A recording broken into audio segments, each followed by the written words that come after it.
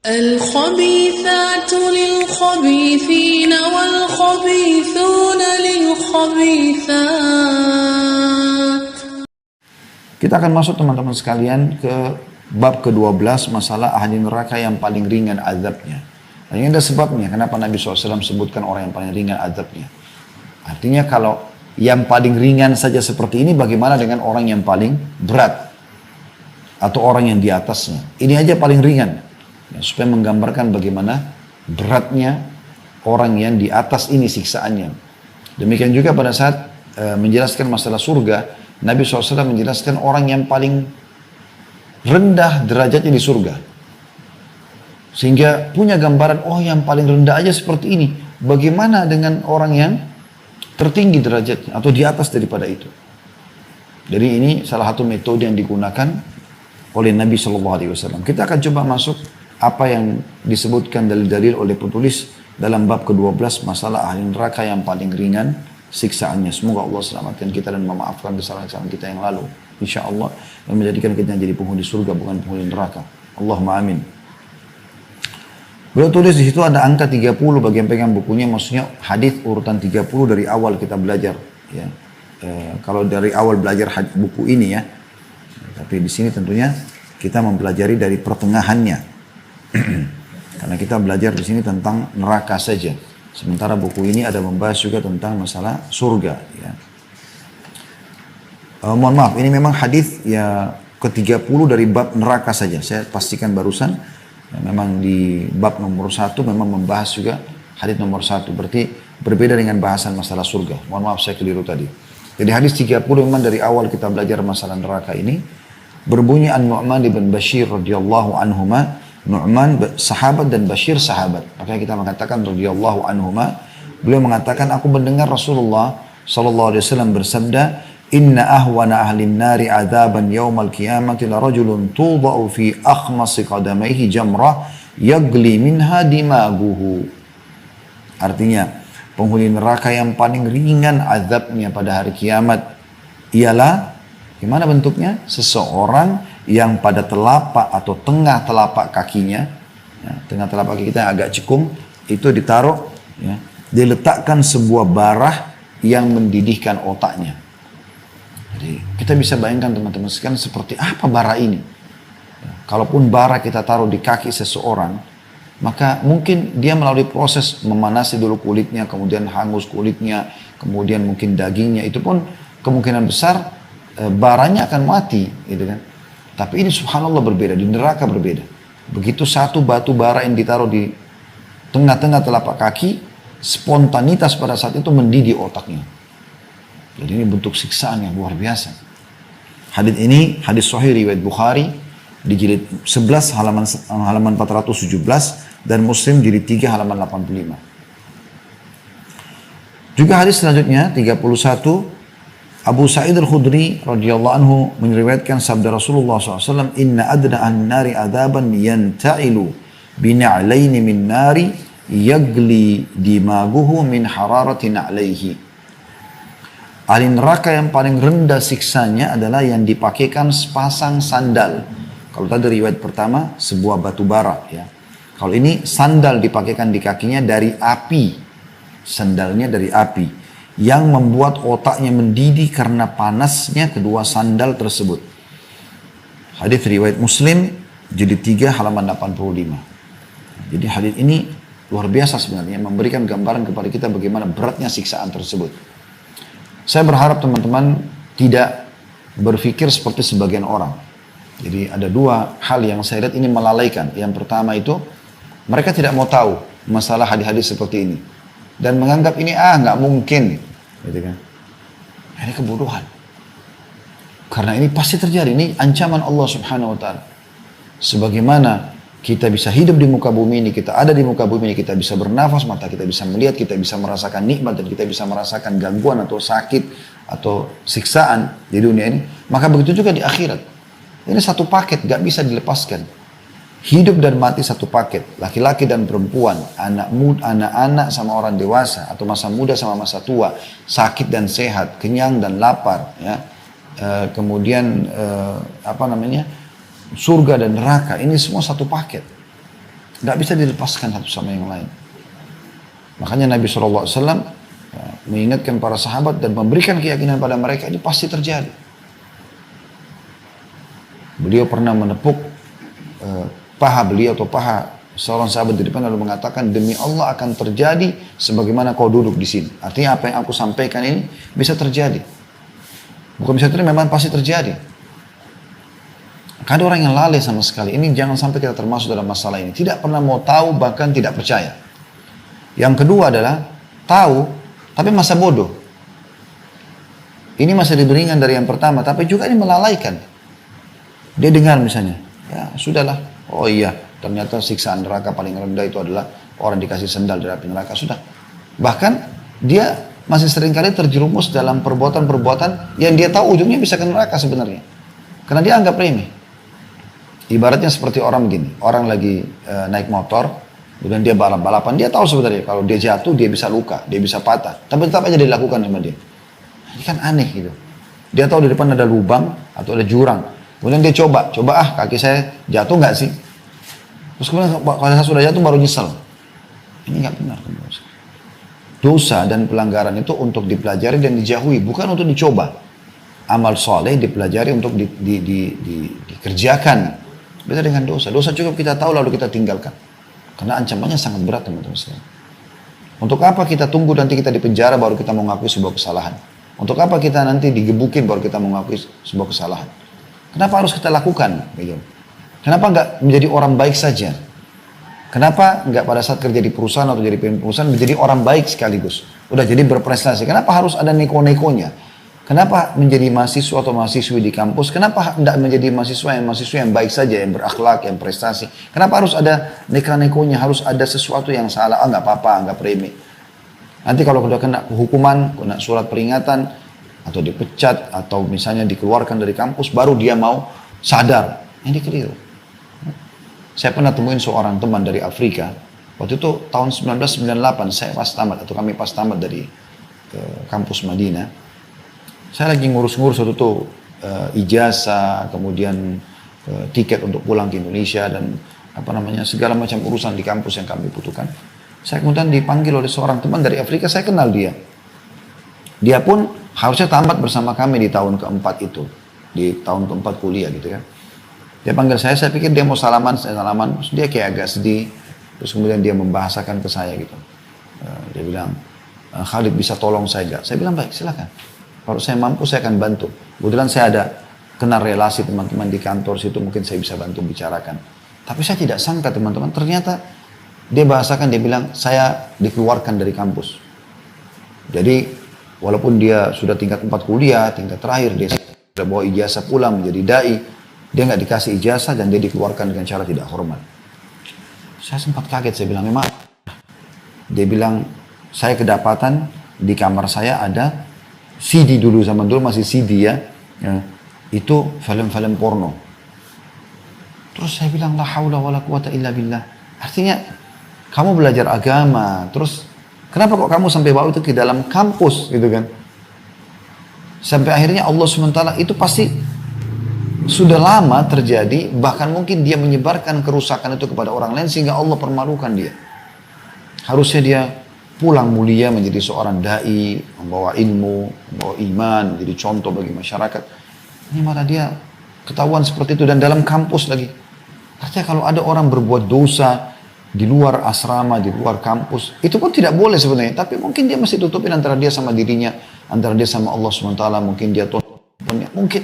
Tapi ini datang membawa, lalu dia taruh di situ sehingga bisa sampai ketahuan. Mungkin bukan mustahil dia kembangkan dengan mengajak teman-temannya, karena Allah Subhanahu Wa Taala itu umumnya tidak langsung menghukum orang di awal pelanggarannya. Anda lihat kalau ada pencuri misalnya, pada saat dia mencuri awal, Allah Subhanahu Wa Taala mungkin tidak langsung hukum dia dengan cara ketangkap, dipotong tangannya. Tapi mungkin dia pada saat itu ketahuan, ada rasa khawatir dia, tapi setan lebih, maksudnya hanya dia mengulangi lagi karena dia anggap, oh awal kan saya cuma kelihatan tapi tidak ketangkap. Dia ulangi lagi. Dan dia ulangi maka Allah buat dia ketangkap tapi mungkin bisa lolos. Tapi karena dia ulangi lagi maka Allah buat dia digebukin oleh masyarakat atau dihukum secara pemerintah setempat. Seperti peringatan Allah itu sudah datang sebelum-sebelumnya. Makanya teman-teman rasa takut pada saat mau berbuat dosa, rasa khawatir ketahuan, atau misalnya rasa penyesalan setelah melakukan pun, supaya kita kembali kepada Allah SWT. Dan jangan terus-menerus dalam perbuatan yang sama gitu ya. Karena siksaan-siksaan seperti ini teman-teman, saya tidak luangkan waktu di sini ya, meninggalkan keluarga saya duduk untuk ngisi materi.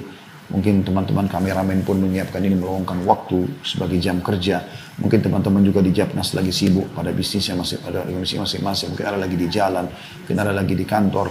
Mungkin teman-teman yang ikut di masjid juga lagi pada waktu-waktu ini, waktu-waktu orang lagi pulang kantor, lagi bekerja, lagi mau bersih-bersih. Tapi kita bisa luangkan waktu untuk belajar. Ini semua teman-teman bukan hanya untuk berdongeng di sini. Hanya untuk sekedar, oh ini testimoni, tes doyok, enak gak sih ikut pengajian ini? Atau seremoni meramaikan. Bukan itu teman-teman. Tidak usah lihat saya menyampaikan, tapi apa yang disampaikan. Saya pun mengambil pelajaran dari apa yang saya sampaikan ini teman-teman sekalian. Tapi setiap peringatan datang dari Allah SWT, Allah memudahkan dari lisan seseorang. Mungkin orang itu, seorang ustadz atau ustadzah, atau mungkin seorang teman kita, bahkan mungkin kadang-kadang dari anak kita keluar peringatan tersebut, atau mungkin dari pasangan kita. Kita tinggal lihat apakah yang disampaikan benar atau salah. Kalau benar, maka kita terima. Seperti itulah. Jadi ini jangan hanya lewat begitu saja dalilnya, sayang sekali. Betul teman-teman, kalau kita bayangkan sendal dari api, kemudian kita dipaksa pakai, mau nggak mau kita nggak bisa, karena di neraka itu orang nggak bisa punya pilihan, harus ikut. Lehernya dibelenggu, ya. Lehernya dibelenggu, kemudian kakinya dibelenggu, lalu apapun yang akan datang sisa badannya dia tidak bisa nolak. Kita sudah jelaskan di makanan dan minuman ahli neraka bagaimana mereka dipaksa minum darah dan nanah, air mendidih, mereka nggak bisa nolak, mulut mereka terbuka sendiri, dituangkan. Beratnya itu teman-teman. Kalau paksa di dunia, kita masih bisa nolak segala macam, walaupun mungkin sampai kita dipaksa lama baru bisa. Di neraka nggak begitu, mulutnya terbuka sendiri, tuang, mau nggak mau azab tersebut. Sama dengan digunakan 2 sandal dari api neraka ini. Mau nggak mau, tak itu langsung mendidih otaknya. Ini bukan main-main teman-teman. Anda pernah rasakan demam? Anda pernah rasakan meriang? Itu masih sebagian kecil dibandingkan apa yang sedang dibahas ini. Otaknya mendidih. Tapi dalam kondisi tidak mati teman-teman sekalian. Makanya Allah Subhanahu wa taala menjelaskan dalam Al-Qur'an, la yadzuqunal mauta illa mautatal ula. Mereka tidak akan merasakan kematian kecuali kematian yang satu saja. Dan ahli neraka, yang pada saat kita meninggalkan dunia menuju ke alam barzah ya. Dan ahli neraka itu teman-teman berharap mereka bisa mati di neraka, tapi tidak bisa. Mereka berharap, dan Allah kekalkan dalam firman-Nya tentang perkataan mereka. Ya laitaha kanatil qadiyah. Mereka berharap mati itu yang pertama di dunia sudah cukup, tidak ada pembangkitan lagi. Tapi ternyata nggak seperti itu. Justru kematian pintu yang akan menuju kepada kehidupan abadi. Apakah nikmat di surga, dan semoga kita termasuk insya Allah dalamnya, atau neraka yang abadi bagi orang kafir, musyrik, orang munafik selamanya dalam siksaan. Ini luar biasa. Di penjara saja teman-teman sekalian, penjara dunia, orang masuk dalam penjara, ditahan sama pintu besi, digembok, nama kita disebut-sebut orang, kita duduk di situ susah, jauh dari keluarga, jauh dari anak, jauh dari pekerjaan, jauh dari udara segar. Pakaian susah juga, pakaian bekas, kita harus pakai baju tahanan, kemudian kalau cuci baju sendiri, makan juga pas-pasan, dapat ya ada apa dihidangkan harus kita makan. Ini semua kenapa? Kenapa membuat pelanggaran kan? Hanya masuk semua itu. Itu saya begitu. Di akhirat lebih berat daripada itu loh teman-teman sekalian. Kalau dunia saja Anda harus engah, cerdas. Oh penjara nggak enak loh, supaya jangan masuk ke sana dan jangan buat perbuatan yang bisa mengarah ke sana. Selesai. Apalagi neraka yang lebih berat daripada itu. Jadi nggak perlu. Kecuali saya pernah bahasakan teman-teman, orang beriman ini, orang soleh ini susah hidupnya. Jadi diberikan hawa nafsu makan tapi nggak boleh makan daging, nggak boleh makan yang manis-manis, nggak boleh semua. Pokoknya orang beriman harus mati kelaparan. Mungkin Anda wajar tidak jadi orang beriman. Enggak, kok disuruh boleh makan, tapi yang penting halal. Dan semua halal nikmati, banyak makanan halal, yang haram sedikit kok. Kan begitu. Kita diberikan hawa nafsu biologis, karena dengan itu populasi manusia ada. Tapi Allah kan kasih kita menikah. Silahkan, mau punya keturunan banyak, pahalanya banyak, biologis berulang-ulang, pahalanya banyak. Terus zinanya gitu kan. Semua teman-teman sekalian adalah jelas gambarnya dalam syariat kita dan harusnya kita ikuti. Tentu kita mohon kepada Allah SWT, kalau ada yang pernah melakukannya di masa lalu, Allah maafkan. Kita selalu saling mendoakan agar Allah SWT maafkan, bersihkan, dan Allah ganti dosa kita menjadi pahala. Sehingga mulai detik ini ke depannya kita menjadi orang lebih baik dari sebelumnya. Dan jangan sekali lagi dianggap remeh hal-hal yang seperti ini teman-teman sekalian. Hadis nomor 32 dari awal kita belajar di bab neraka ini. Selanjutnya adalah hadis Nu'man bin Bashir radhiyallahu anhu, beliau menuturkan, ahli neraka yang paling ringan azabnya adalah yang mendapatkan sepasang sandal dan 2 tali sandal terbuat dari api yang membuat otaknya mendidih sebagaimana periuk mendidih. Ia tidak melihat bahwa ada seorang pun yang lebih keras siksanya darinya, padahal sungguhnya ia adalah orang yang paling ringan azabnya. Hadis ini riwayat Muslim, jadi 3 halaman 86. Jadi ini penyampaian lebih rinci lagi dari sahabat Nabi yang mulia Nu'man bin Bashir radhiyallahu anhu, dia dan ayahnya sahabat.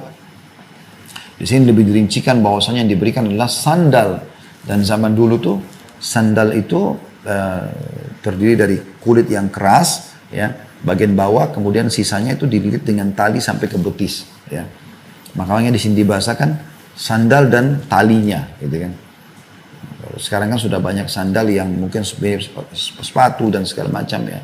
Atau kita biasa bahasakan sepatu sandal, bisa tunda, itu semua tetap saja bisa bermakna yang sama. Artinya dia akan diberikan intinya alas kaki, yang alas kakinya itu akan membakar otaknya. Dan perhatikan di sini kata beliau, ya, dan dia pada saat disiksa karena otaknya mendidih seperti periuk, ya, panasnya dan sakitnya luar biasa, ya.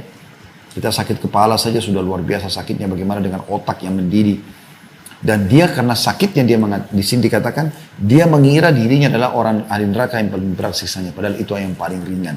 Bagaimana orang yang level setelahnya mungkin ditempelkan, ya, lempengan api di tubuhnya sehingga kulitnya disetrika seperti dalam ayat Al-Quran yang disebutkan, dahinya, punggungnya itu ditempelkan dengan lempengan api yang panas. Ada sisi yang lain banyak sekali pukulan-pukulan yang menggunakan besi-besi, ya. Nanti akan ada banyak, setelah ini ada bab 13 tentang tingkatan-tingkatan azab. Memang akan ada tingkatan-tingkatan, level-levelnya diberikan sesuai dengan kadar perbuatan dan pelanggaran-pelanggaran mereka. Tapi ini yang paling ringan. Salah satu orang yang disiksa dengan pola ini adalah paman Nabi SAW sendiri, yaitu Abu Talib. Orang yang sempat didakwahi oleh Nabi SAW sekian tahun, tapi belum mau ikut ajaran beliau walaupun beliau membela Nabi SAW. Kemudian di akhir hidupnya tidak mau mengucapkan syahadat untuk masuk Islam. Dinukil oleh ponakan Abu Talib sendiri, Ibnu Abbas, Abdullah bin Abbas, radhiyallahu anhu, Abbas, saudaranya Abu Talib, meriwayatkan sabda Rasulullah SAW, ahwanu ahli nari azaban Abu Talibin, wa huwa munta'ilun bina'laini yagli minhuma dimagu. Ahli neraka yang paling ringan azabnya adalah Abu Talib, paman Nabi SAW. Ia dipakaikan sepasang sandal yang membuat otaknya mendidih. Hadis sahih riwayat Muslim, jadi 3 halaman 85. Dan ini menandakan teman-teman sekalian, walaupun orang punya hubungan kekerabatan dengan Nabi SAW, kalau dia tidak beriman kepada Allah, maka tidak akan bermanfaat hal tersebut. Makanya Nabi SAW pernah naik ke Bukit Abi Kubais, kemudian mendakwahi orang-orang Quraisy, mendakwahi mereka baik yang punya hubungan kekerabatan jauh ataupun dekat. Beliau panggil mereka, wahai Bani Adi, ya, wahai dipanggil wahai Bani Hashim, wahai Bani Muttalib. Kemudian beliau memanggil wahai Fatimah. Jadi yang umum juga dipanggil, yang terdekat juga dipanggil. Untuk selamatkan kalian dari api neraka. Karena aku tidak bisa menolong kalian. Aku hanya menyambung hubungan dengan kalian yang telah Allah bukakan maksudnya kekerabatan. Kalau kalian tidak beramal, maka tidak akan pernah bisa aku menolongnya. Jadi harus hati-hati teman-teman sekalian. Kalau ada keturunan Nabi SAW yang menjaga ibadahnya kepada Allah, tentu lebih mulia di sisi Allah SWT. Jelas karena punya hubungan kekerabatan dengan Nabi SAW. Tapi kalau ada di antara mereka yang lalai, maka tidak akan pernah luput juga dari azab Allah kalau mereka kufur kepada Allah Subhanahu wa Ta'ala, ataupun melakukan pelanggaran yang melampaui besar, ya, atau sangat besar sehingga ia membuat dia tidak bisa terselamatkan. Kita lanjutkan dengan bab ke-13, masalah tingkatan-tingkatan azab. Seperti apa sih Allah SWT menggambarkan tentang adanya beberapa tingkatan siksaan. Penulis mengangkat dalil pertama surah Shad ayat 61. yang berbunyi a'udzubillahi minasyaitonirrajim. Qalu rabbana man qaddama lana hadza fajidhu adzaban dhifan finnar. Mereka berkata lagi, ya Rabb kami, barang siapa yang menjerumuskan kami ke dalam azab ini, maka tambahkanlah azab kepadanya dengan berlipat ganda di dalam neraka. Ya. Jadi di sini bagaimana Allah Subhanahu wa taala menggambarkan akan ada orang-orang yang masuk neraka, kemudian mereka merasa ada dulu yang menyebabkan mereka sesat, yang mengajak mereka ke diskotik, ke bar, ke pelanggaran-pelanggaran agama, transaksi ribawi, manipulasi data, segala macam, menggibah, memfitnah orang lain. Dia durhaka sama orang tua lah, apalah segala macam pelanggaran agama yang dilakukan. Maka ada yang mengajak mereka minta agar azab Allah lipat gandakan kepada orang-orang yang mengajak mereka itu. Nah, ini menandakan berarti akan ada level-level perbedaan ya. Lebih dijelaskan dalam hadis Nabi SAW. Ada angka 34, artinya hadis urutan 34 dari awal kita belajar masalah neraka ini. Semoga Allah selamatkan kita. Bunyinya dari Samura bin Jundab radhiyallahu anhu meriwayatkan sabda Nabi SAW. Minhum man ta'khuduhu an-naru ila ka'baihi. Wa minhum man ta'khuduhu an-naru ila rukbataihi. Wa minhum man ta'khuduhu an-naru ila hujzatihi. Wa minhum man ta'khuduhu ila unukihi. Wa minhum man ta'khuduhu an-naru ila tarquwatihi. Antara mereka ada yang direnggut api hingga kedua mata kakinya. Ada yang direnggut api hingga lututnya. Ada yang direnggut api hingga pusarnya. Ada yang direnggut api hingga lehernya. Dan ada pula direnggut api hingga kerongkongannya.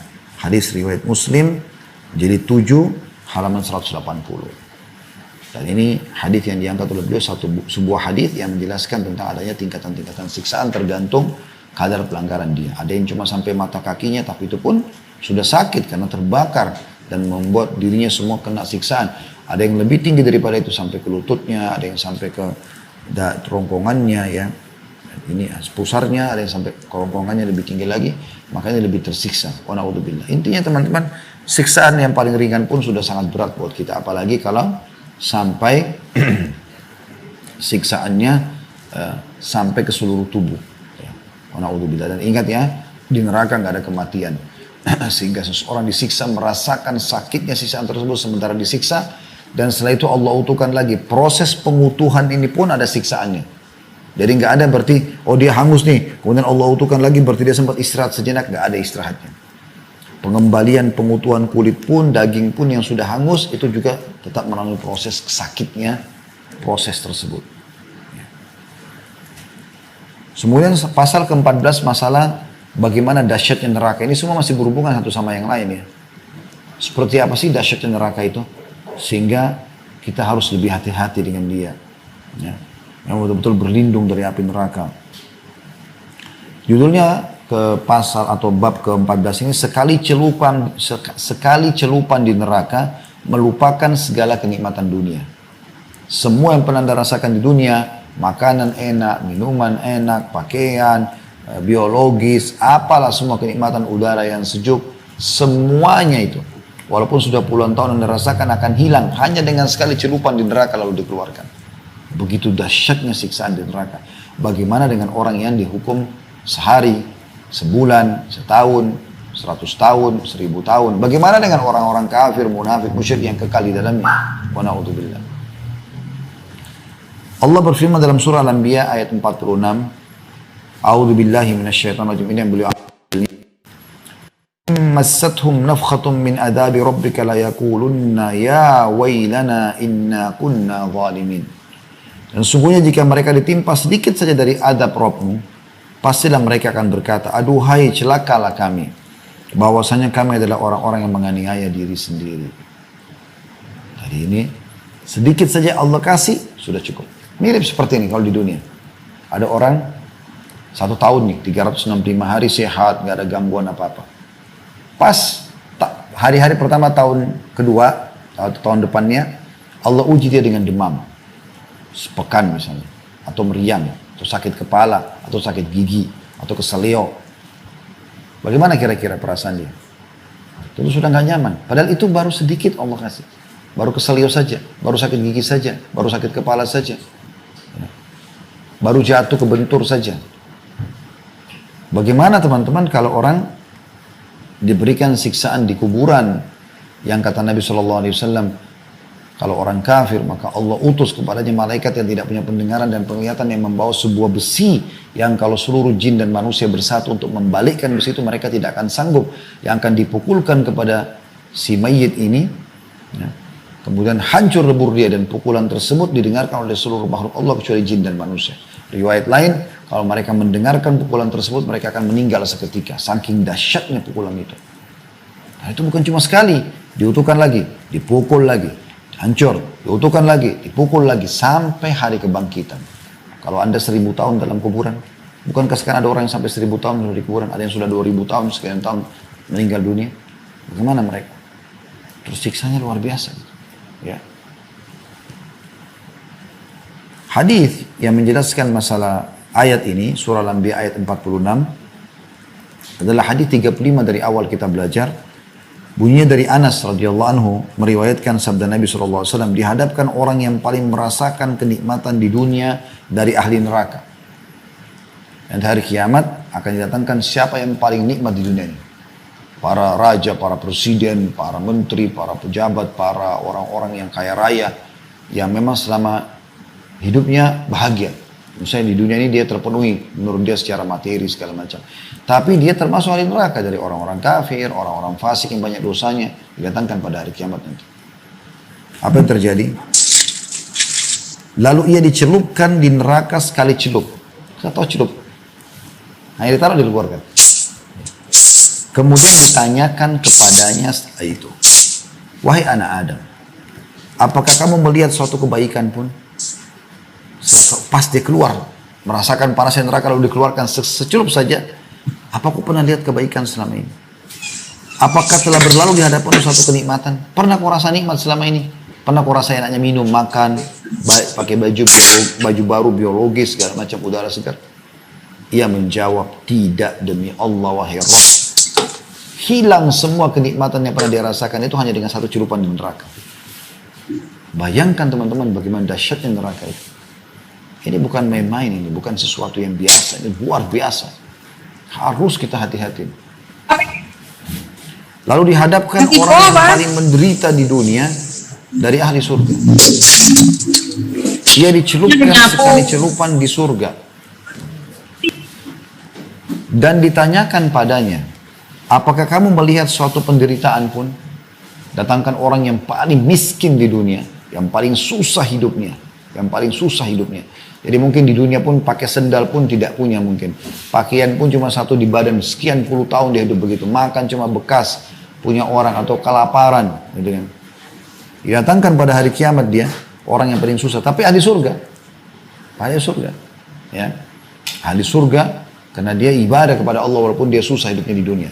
Lalu dicelupkan satu celupan di surga. Dikeluarkan kembali. Lalu ditanya kepadanya, apa kau pernah melihat suatu penderitaan selama ini? Apakah pernah lewat di hadapanmu suatu penderitaan pun? Apa jawaban dia? Ia menjawab, tidak demi Allah wahai Rabb. Tidak pernah lewat di hadapanku suatu penderitaan pun. Dan aku tidak pernah melihat suatu kesusahan pun. Hadis sahih riwayat Muslim, jadi 17 halaman 149. Anda bayangkan, nikmatnya surga yang luar biasa. Sampai-sampai orang yang paling menderita puluhan tahun di dunia pun miskin dicelupkan, kemudian dikeluarkan. Hilang semua penderitaan dunianya itu. Bagaimana dengan dia khalidina fiha. Kekal di dalamnya surga itu. Semoga Allah jadikan kita penghuni. Ini teman-teman faktanya di lapangan banyak sekali. Ya. Saya berapa kali menyaksikan pada saat lagi pergi pengajian sebelum pandemi. Kalau naik motor atau naik mobil, azan kami mampir di masjid sholat. Berapa orang yang sholat? Dan umumnya subhanallah orang yang sholat itu orang susah. Penjual bakso, penjual gorengan, orang-orang pegawai-pegawai buruh kasar, lagi mampir sholat. Masya Allah. Hidupnya pas-pasan, susah di dunia, tapi luar biasa.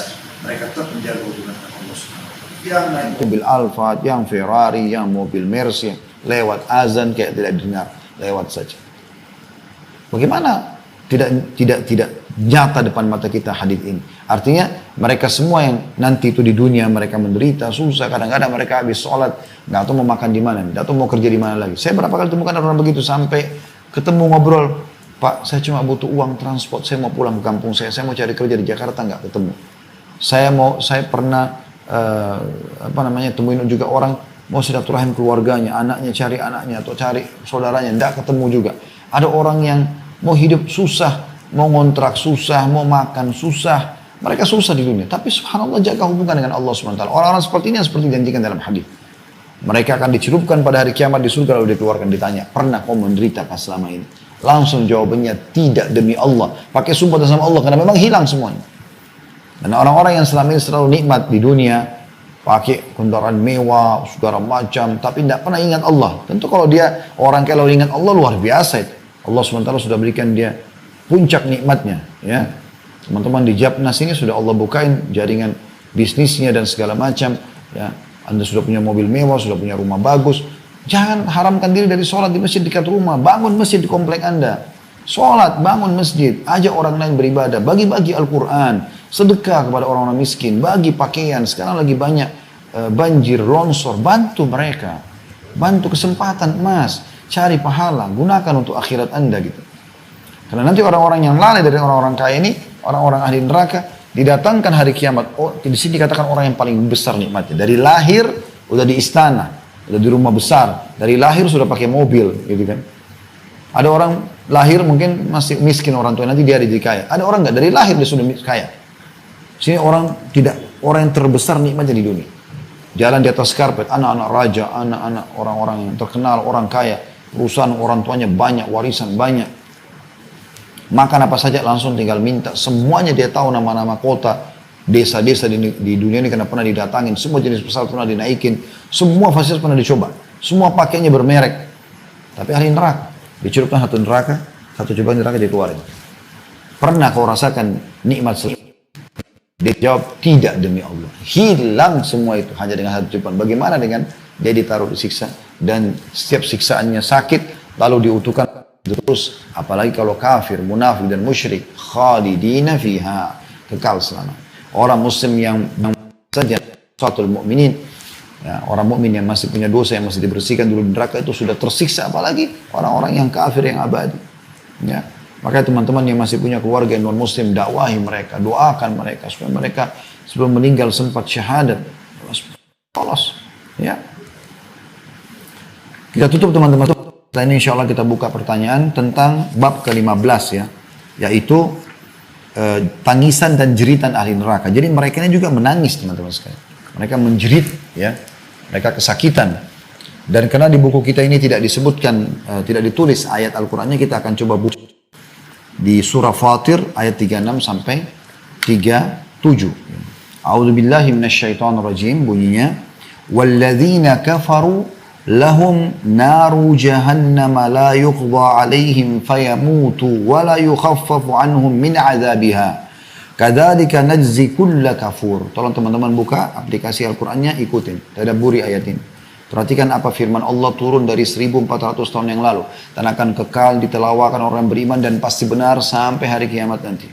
Allah berfirman surah Fatir, surah 35 ayat 36. Terjemahannya, dan orang-orang kafir bagi mereka neraka jahanam, mereka tidak dibinasakan sehingga mereka mati dan tidak pula diringankan dari mereka azabnya. Jadi mereka tidak akan pernah mati selamanya dalam siksaan tersebut. Tidak kenal waktu. Kalau kita di dunia, waktu dunia pagi, siang, sore, malam, semua siksaan. Semuanya azab. Tidak akan pernah dia lihat nikmat sedikit pun. Wa na'udzubillah. Jadi mereka tidak binasa, karena orang mati kan kalau orang digebukin, sakit. Pada saat dia mati, orang sudah tinggalkan, karena orang tahu tidak akan rasa sakit. Tapi ini nggak ada. Dan tidak akan pernah diringankan dari mereka azabnya, walaupun sesaat aja enggak. Sedetik aja enggak, siksa terus. Demikianlah kami membalas setiap orang yang sangat kafir. Sampai padanya ayat-ayat Al-Quran, didakwai tentang Islam, malah ikut-ikutan menyerang Islam, membenci kaum muslimin. La hawla wa la quwata illa billah. Perhatikan ayat 37-nya apa yang Allah katakan. Mereka menyesal, mereka akan nangis-nangis. Dan tangisan ini bukan tangisan biasa teman-teman. Anda pernah lihat orang yang nangis terisak-isak? Sehingga mereka itu kayak orang yang, kayak kita sendiri prihatin ke dia. Ini lebih dahsyat daripada itu. Anda akan saksikan di neraka atau di gambarannya sih, mudah-mudahan kita tidak menyaksikan itu ya. Jadi di sana tuh sampai keluar darah pengganti daripada air mata mereka. Perhatikan, kita akan baca nanti tafsirnya dari dalam hadis Fatir ayat 36, tapi kita baca dulu ayat 37-nya ya. Bunyinya wahum yastarikhuna fiha Rabbana akhrijna na'mal salihan ghairal ladzi kunna na'mal awalam nu'ammirkum ma yatadhakkaru fi man tadhakkara wa ja'akumun nadhir fadhuku fama lidh-dhalimina min nasir. Dan mereka berteriak-teriak di neraka itu sambil mereka berkata, ya Tuhan kami, Allah sudah kasih bocorannya teman-teman sekali. Anda dengar dengan telinga Anda pada kesempatan ini. Anda bisa renungi dengan hati Anda dan hati-hati. Allah sudah sampaikan, jangan lihat saya menyampaikan, tapi bagaimana Allah sampaikan kepada Anda dengan hikmahnya dan takdirnya pada sore ini kepada Anda. Perhatikan. Dan mereka berteriak, jangan menjadi mereka ini. Di dalam neraka itu sambil mereka mengatakan, ya Tuhan kami, keluarkanlah kami. Niscaya kami akan mengerjakan amal saleh berlainan dengan yang telah kami kerjakan. Mereka berharap kembali ke dunia, bukan lagi kembali ke restoran favoritnya, ke negara yang dia senang untuk safar ke sana, kumpul sama pasangannya kah, makan sama anak-anak kah, baju baru kah, enggak ada. Meeting bisnis kah, proyek yang sekian miliar, enggak ada. Berharap kembali ke dunia, zikir, doa, baca Quran, sedekah, bakti sama orang tua, sholat malam, sholat 5 waktu, tutup aurat, mencari rezeki halal. Itu yang mereka harapkan, kerja amal saleh. Keluarkan kami dari neraka ini ya Rabb. Kami hanya mau itu saja. Kami mau beramal saleh. Yang kami tinggalkan dulu. Dan apakah kata Allah, kami tidak memanjangkan umurmu? Bukankah kami sudah memanjangkan umur? Kasih kau umur 50 tahun, 60 tahun. Dalam masa yang cukup untuk berfikir bagi orang yang mau berfikir. Satu hari kita punya 24 jam. Teman-teman kalau pas lagi gak ada kegiatan di rumah. Satu hari full gak ada kegiatan di rumah. Duduk santai saja. Bukan kita rasa waktu lama. Paham, Allah sudah kasih umur. Detik-detik itu bisa kita gunakan beribadah, bisa kita gunakan bertobat dari kesalahan kita, bisa kita tutupin apa yang telah lalu kita lakukan. Itu hikmah Allah SWT luar biasa. Taubat, kata Nabi SAW, at-taubat tajubu ma qablah. Taubat bisa menghapus semua kesalahan yang lalu. Berapa detik itu Anda bisa lakukan, Anda bisa maksimalkan. Allah mengatakan kami sudah kasih kau umur yang cukup. Sehari aja cukup. Apalagi sampai tahunan, apalagi sampai puluhan tahun, apalagi orang diberikan sampai ratusan tahun. Kata Allah, bukankah kami telah memanjangkan umurmu dalam masa yang cukup untuk berfikir bagi orang yang mau berfikir? Dan apakah tidak datang kepadamu pemberi peringatan? Belum pernah kau dengar ceramah? Belum pernah kau lihat orang Islam beribadah? Belum pernah kau lihat tetanggamu, saudaramu, pasanganmu? Belum pernah kau dengar peringatan? Ya. Sebagian ulama menafsirkan makna nadhir di sini peringatan adalah uban. Ada yang mengatakan demam atau segala macam penyakit. Siapa dari kita teman-teman yang belum beruban? Kalau sudah di atas 35 tahun, 40 tahun, biasa uban ada muncul. Mungkin ada yang sedikit, ada yang banyak. Peringatan itu kata ulama. Ini masuk dalam ayat. Bukan sudah datang peringatan? Bukankah sudah bertambah umur kita? Bukankah sudah lahirnya anak-anak kita teman-teman? Itu adalah tanda-tanda kematian kita. Karena sudah ada generasi yang akan menggantikan kita. Sebagaimana dulu kita waktu kecil, juga sama peringatan bagi orang tua kita. Terus begitu ini kita akan meninggal dunia. Sehebat apapun Anda menjaga kesehatan, menjaga olahraga, menjaga makanan sehat, kalau saatnya mati pada satu dan semua ada pertanggungjawabannya. Allah mengatakan, bukan sudah datang peringatan padamu. Ya.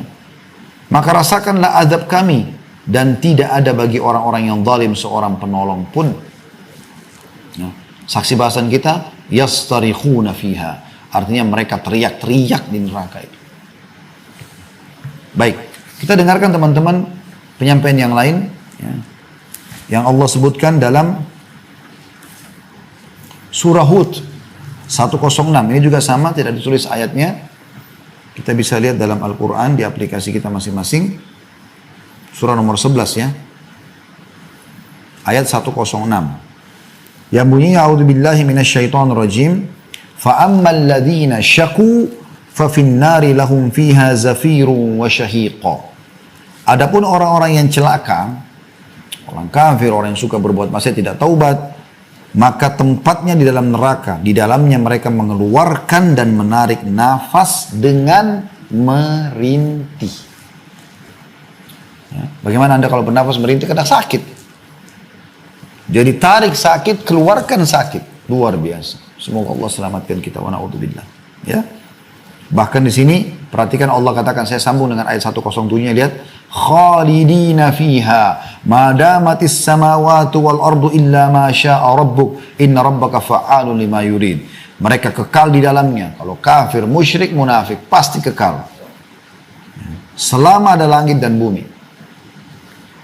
kecuali jika Tuhanmu menghendaki yang lain. Kalau Allah mau selamatkan, maksudnya di sini adalah orang-orang beriman, orang-orang yang beriman tapi masih punya dosa, Allah keluarkan.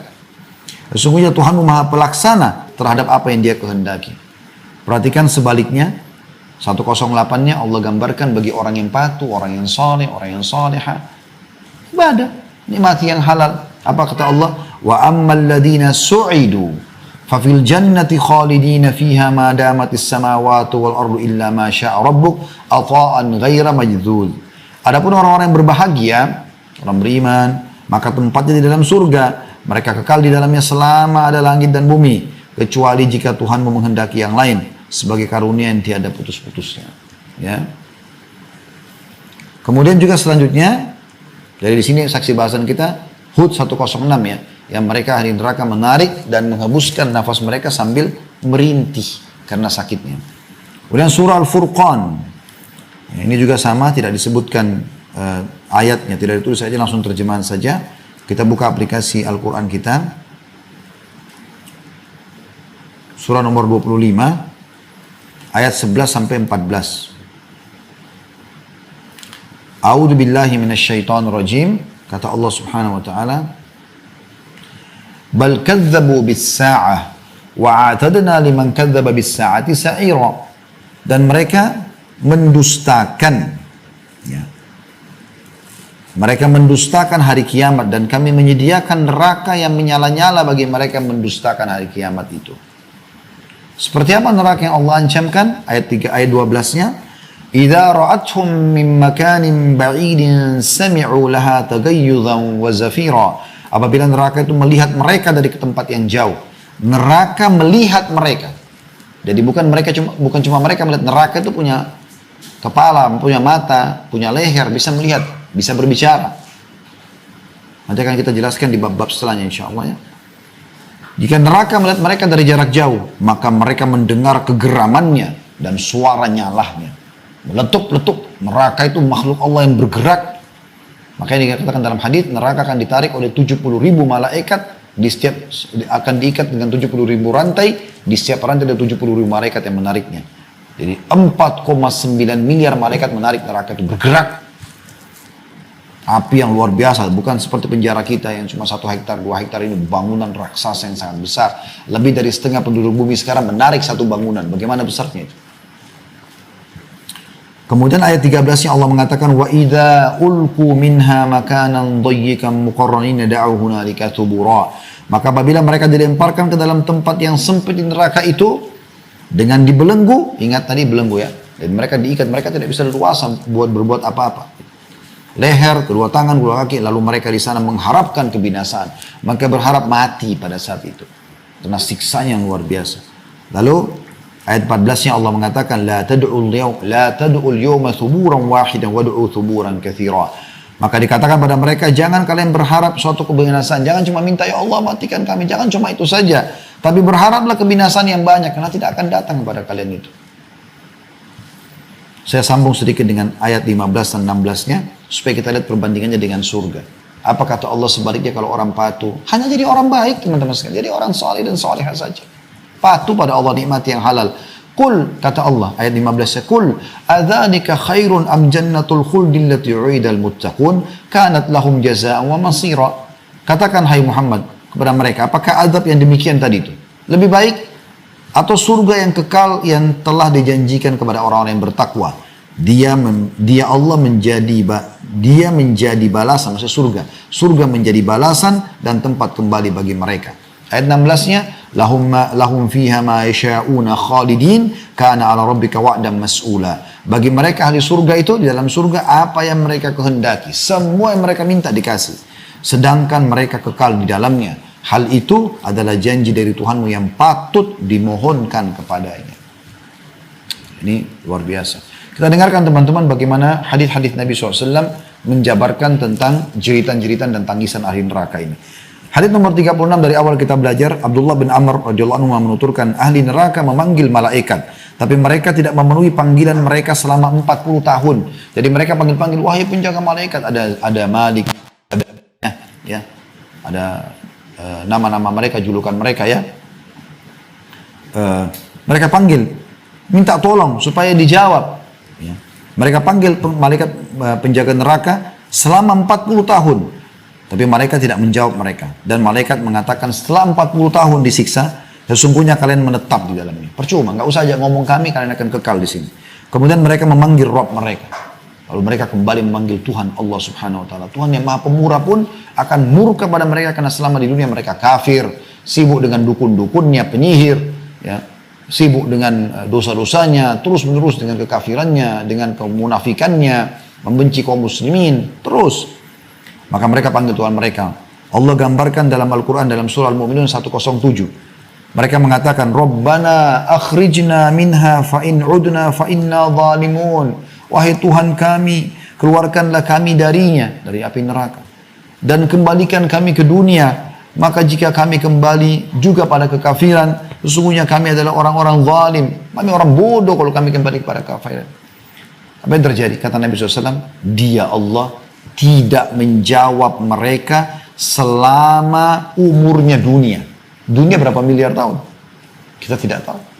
Karena Nabi Adam AS termasuk makhluk terakhir yang Allah turunkan di muka bumi. Sebelum kita sudah ada hewan-hewan, sudah ada tumbuh-tumbuhan, sudah ada air, sudah ada semuanya, sudah ada jin.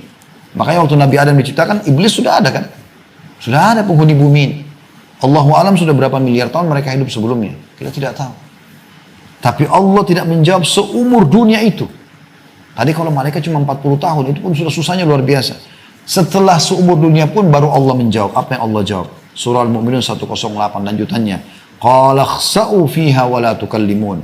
Tinggallah dengan hina di dalamnya dan jangan kamu berbicara dengan aku. La ilaha illallah. Sadar teman-teman, sadar. Jangan ditunda-tunda taubatnya. Kemudian kata Nabi SAW masih berlanjut hadisnya. Kemudian kaum itu berputus asa. Para penghuni neraka putus asa. Karena sudah tidak bisa lagi. Siapa lagi yang mereka mau panggil? Malaikat tidak mau mohon kepada Allah. Allah pun akhirnya menolak. Setelah sekian miliar tahun itu. Tidak menjawab mereka. Tidak ada yang bisa dilakukan kecuali mengeluarkan nafas. Dan menariknya dengan merintih. Suara mereka menyerupai suara keledai. Mula-mulanya mengeluarkan nafas dan akhirnya menarik dengan merintih. Hadis diriwayatkan At-Tabarani dan para perawinya semuanya hujjah dalam As-Sahih. Sebagaimana disebutkan Al-Mudhi dalam kitab Targhib di jilid 6 halaman 265. Artinya hadis ini hadis sahih. Ya. Bayangkan teman-teman, luar biasa ini. Renungi baik-baik. Jangan ilmu kita belajar lalu masuk keluar telinga kiri, keluar telinga kanan. Ini bahaya sekali, ancamannya berat. Ya. Jadi orang baik, cari yang halal. Selalu yang halal, selalu yang baik, selalu perintah Allah. Sibuk dari amal soleh ke amal soleh yang lain. Hadis 37, dari awal kita belajar, masih berlanjut. Abdullah bin Qais radhiyallahu anhu meriwayatkan Rasulullah SAW bersabda, Inna ahlan nari la yabkun, hatta law ujriyat sufunu fi dumu'ihim la jarat, wa innahum la yabkuna dama, yakni makanat dam'i. Ahli neraka, kata Nabi SAW, benar-benar menangis. Menangis. Menangis bukan bahagia, sedih. Sehingga seandainya perahu dijalankan pada air mata mereka, niscaya bisa berjalan. Sesungguhnya mereka menangis darah, yakni tempat keluarnya air mata. Hadis sahih diriwayatkan Hakim dan disetujui oleh Az-Zahabi dan disahihkan oleh Albani dalam silsilah hadis sahihah nomor 1679. Dan ini akhir bahasan kita pada sore ini teman-teman sekalian. Intinya semoga Allah Subhanahu Wa Taala menyelamatkan kita dari siksa api neraka dan jangan dianggap remeh tentang masalah seperti ini karena ini adalah sesuatu yang berat tentunya ya.